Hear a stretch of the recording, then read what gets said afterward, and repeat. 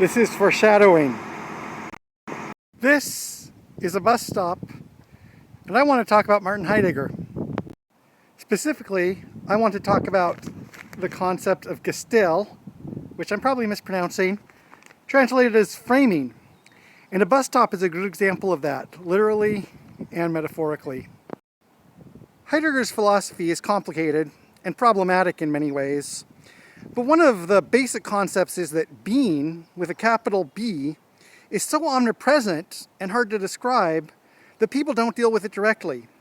They access it through certain frames, which he described with the literal German word Gestell, meaning framework.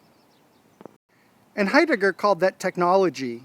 Technology to him was not a matter of gears or wires or other industrial products, but was a matter of having a mindset that looked at being, the world all around us, takes all that world that's so hard to describe and narrows it down to resources that could be extracted and described.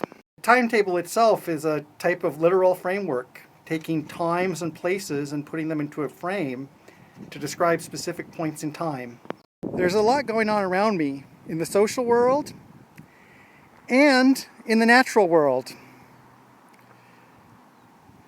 But the shelter channelizes all of that. It takes all this experience around me, this social world, this natural world, and it gives it into a set of resources that I can access at any time.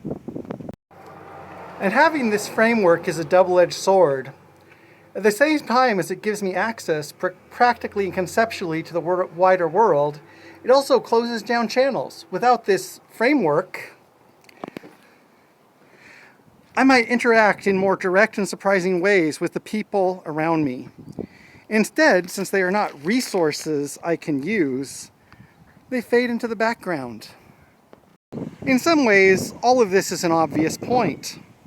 We put certain lenses on reality, and these lenses, these frames, let us understand it better, and at the same time, it makes us forget.